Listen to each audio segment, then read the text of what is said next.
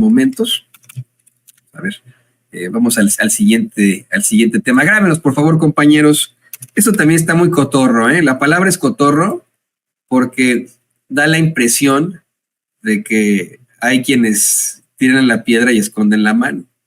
O, como los niños, después de dar el balonazo con la pelota de fútbol, pues ahí van a la casa de la vecina y le dicen, perdóneme, señora, me regresa mi balón. Y por eso yo le digo a mis papás que si me puede echar la mano con su ventana. Y híjole, ya cómo incurrir en esas cosas. Hasta se me puso la carne de gallina, ¿eh?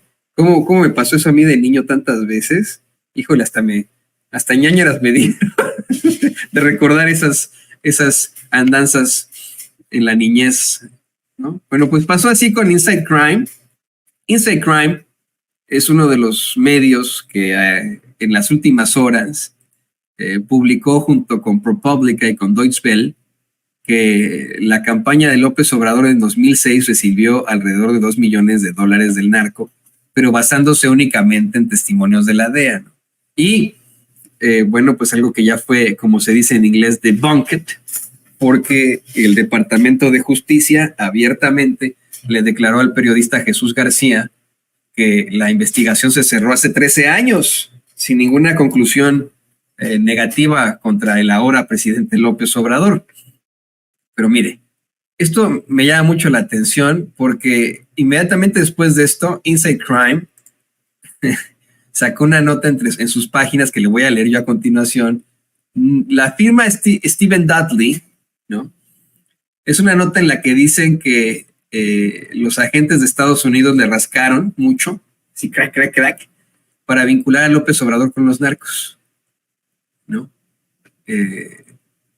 Pues híjole, qué interesante. A mí me parece que es la respuesta, ¿no? A la cagada que tuvieron, al balonazo que dieron en la casa de la vecina rompiéndole la ventana, es llegar ahí con la disculpa, le digo a mis papás, me regresa mi balón y ahorita pues ahí rompemos el cochinito y le reparamos su ventana, vecina.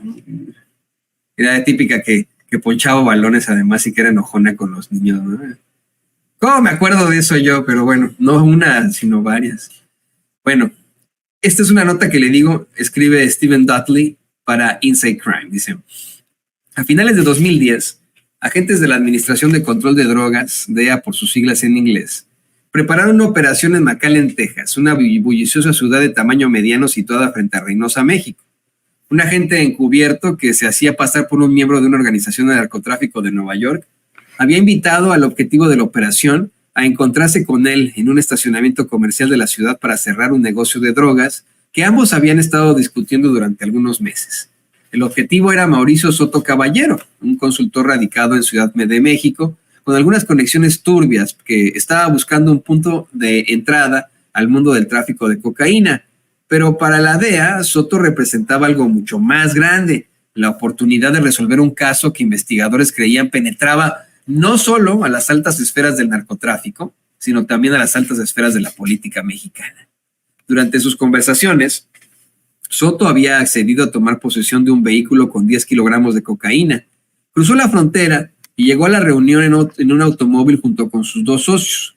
El agente encubierto subió al auto de Soto y le dio las llaves del vehículo que alojaba la cocaína.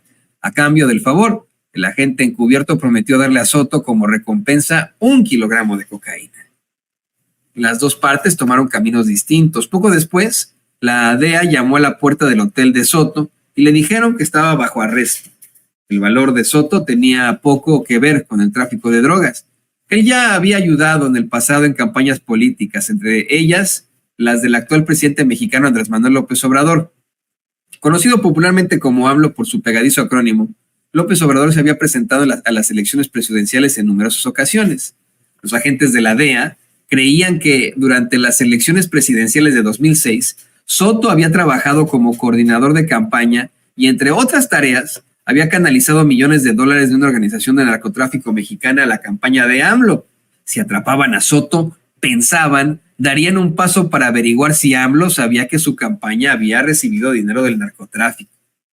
Esta historia se basa en más de una docena de entrevistas, entre ellas las realizadas a varios funcionarios de las fuerzas de seguridad y diplomáticos, dicen en Inside Crime, tanto activos como retirados, que tuvieron conocimiento de la investigación, pero desearon permanecer en el anonimato porque no estaban autorizados a hablar públicamente o porque les preocupaba su seguridad.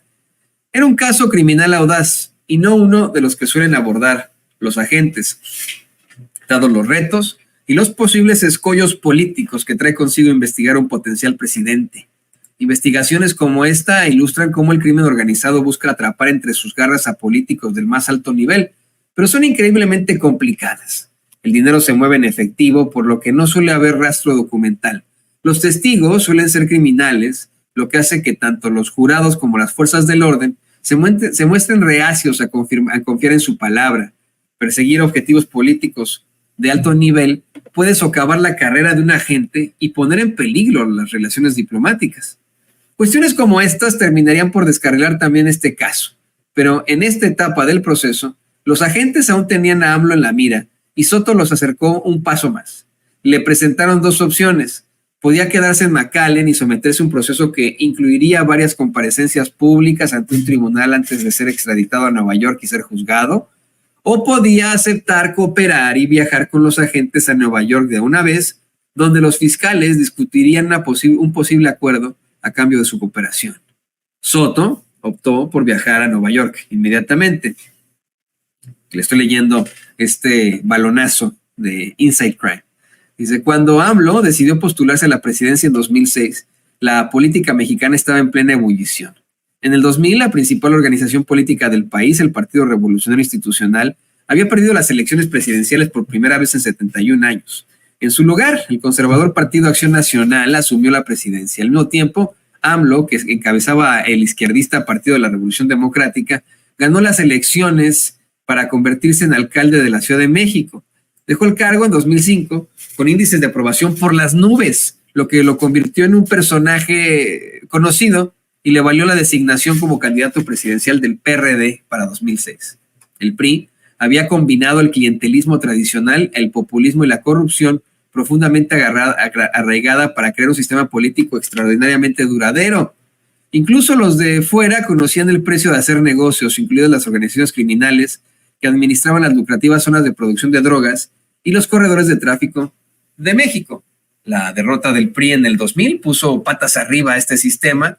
En lugar de un partido a través del cual canalizar sobornos, de repente había tres. En lugar de un partido que controlara las principales fuerzas judiciales de inteligencia y de seguridad del país, ahora había varios intereses y facciones que competían entre sí.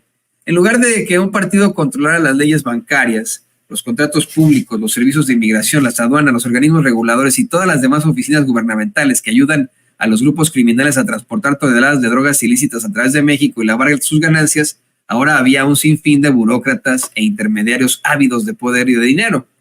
A medida que este nuevo sistema tomaba forma, los grupos criminales empezaron a buscar nuevos interlocutores en el gobierno que les ayudaran a hacer negocios y les mantuvieran fuera de la cárcel. Entre estos grupos estaban la organización Beltrán Leiva, dirigida por varios hermanos de la familia Beltrán Leiva. Era una de las organizaciones criminales más temidas de México. En 2005 operaba en media docena de estados mexicanos y se estaba extendiendo a otros más. En aquel momento, esta organización, junto con el cártel de Sinaloa, formaba parte de la denominada Federación. La Federación, como su nombre lo indica, estaba formada, y mire, da muchos datos este reportero para, pues, dar a conocer que, en todo caso, pues estuvieron tratando de empujar que hubo algún tipo de contubernio, ¿no?, con el crimen organizado. Cómo es que la DEA intentó empujar esta idea y pues al fin nunca pudieron reconocer ni plantear nada al respecto. En ningún momento pudieron pues llegar a la campaña, ¿no? Y le digo, pues estos son, se basaron en algún momento en las declaraciones de este infame testigo para pues dar a conocer esta nota ahí en Inside Crime, en Deutsche Welle y en ProPublica. Pero bueno, pues ya, ahí queda esta circunstancia. Le digo, estaba buscando ahí También no queremos que nos acusen de plagio, pero la nota dura y dura es como un libro, ¿no? Ahí tratando de justificar a veces lo injustificable. Pero bueno, pues ahí queda, ¿no? Ahí queda esta circunstancia con el balonazo de estos personajes. Y mire, le tenemos por supuesto mucha más información. En unos momentos más que ya se está conectando Vicente Serrano, vamos a platicar de cómo es que de la forma más desafortunada hay muchos medios de comunicación haciendo y deshaciendo, planteando y no planteando, pues estas circunstancias tan extrañas de defender en medio de este caso a Genaro García Luna. Pero bueno, ahí está. Le pido al equipo que nos grabe porque hay mucho más que platicar, hay muchas notas que tenemos que